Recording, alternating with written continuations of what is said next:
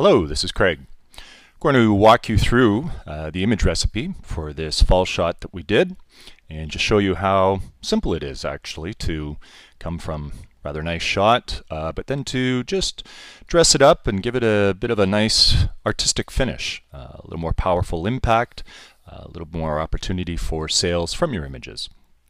So to look at where we started with this image in our history palette, we've got that. You can see that it's actually a cropped portion of a larger image. So Photoshop, it's not about just playing with Photoshop and coming up with something cool. It's about working with images that have a nice artistic merit and then building on that with the creative tools that are available. So here's our starting point.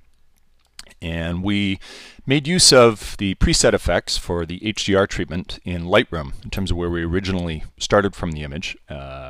Just brought out some of the enhanced detail and then turned down the saturation a little bit. So we've got a nice tonality overall. Now I'm in the fine art effects, in this case the Havana. So we're working with that, and I can come in and I can preview the treatment that I want to make use of. Looking at our little cheat sheet with our Havana, the image styles. And these are the different fine art image options that we have available. I'm going to make use of this one over here, Havana 7. It's got a nice tonality and texture that I think will work well with that image. So now we'll go back into Photoshop and we'll scroll down, and we've got our vertical and our horizontal treatments, even though we're working on a square image in this case. So it doesn't really matter because we're going to need to resize it. So we'll select 7, we press play. Now it goes through, it auto loads, it pulls it off of the drive in terms of how it was installed, builds our different control layers, and it's all set. I could come right in and start doing my brush back of the image detail. We'll just zoom out a little bit, but I want to resize this first. Because the actions have our, I'll just close there, have our layers aligned with the texture and the image overlay, we're just going to select our texture and our overlay, and then come down to our edit, transform, go to scale. Then we're going to take that, size it up, bring that down through there just so it covers our image. And it's the same thing if you had a panoramic or something like that where you just needed to get the full image covered. So we've resized that. Now we'll come in and we'll just go back to our background top layer here. Our brush is already selected. Just bring that back. Got some nice stuff in the image here, some intriguing detail in the fall colors. Zoom in a little more. And I make use of the Wacom tablet with the brush stylus. It's just a much better way to work with things. We got set through there, and you can see our before, after. And we can take that stronger if we want, or somewhere down in between. And let's leave it around the 50% mark. Now in my texture, I can see that there's a fair amount of texture through there. I'm just going to bring that back a little bit. So again, clicking on the mask layer and then just coming in and brushing that back. And we're all set there. Built up automatically in the process is my vignette layers for high key, and I'm going to make use of the dark vignette. I can adjust that if I want, just by opening that up and doing a little bit more, but I like the setting right there. And then also built in is the tint layer. So we'll click on that. We can see we've got a slight tint of color. I'll make that a little stronger for now. Down, opening up that group layer, looking at the tint color, you can see the opacity up here is at 26. I can make that more, let's go around 40, just so we can see what we're doing. And then down here, we have our hue control. So by clicking on that, I can take the color tone and swing it around from very cool to warm to really warm. And let's just have it a little on the warm side. That's just a nice way of blending your image elements together. So I like that. I'm going to make it a little less intense. So I could take that whole tint layer down a bit if I want. And that's looking there, good there.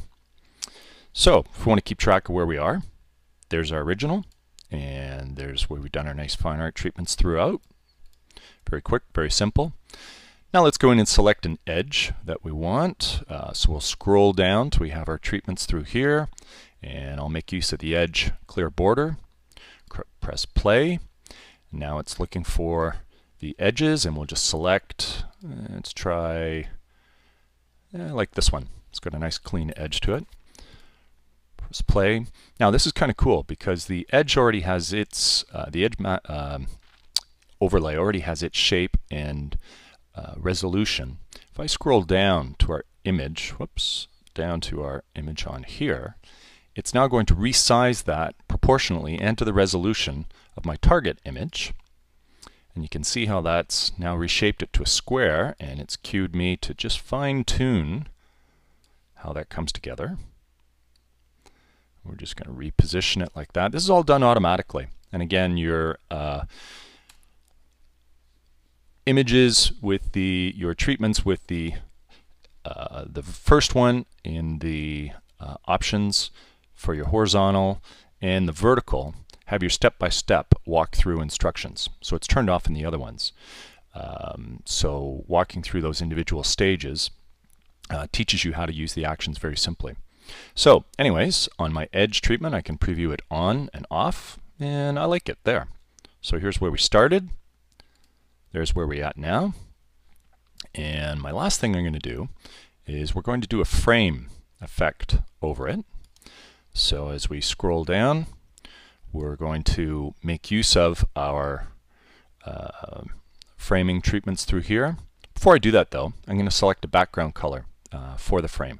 So I want to make sure that I'm on the image portion of the layer file, the layer stack there. I'm going to click on the background image color, and then I'm going to select. In this case, let's pick up something, one of the tone in the boat there. So we're working with a color tone that's within there, and we see now we've changed our background color. I'm going to select the easy frame, press play, and it runs through and automatically creates our frame treatment and puts it nice at the top so we can see our before, after, and we'll just scroll out a little bit. There's our before, there's our after, and here's our individual components for the vignette, the tint, the edge, the frame. All done very quickly, simply. Let's just turn that off there and run through there. Size that up. So, making use of the Craig's Actions artifacts, Havana. Just a few moments, and we've got a rather nice artistic image through here.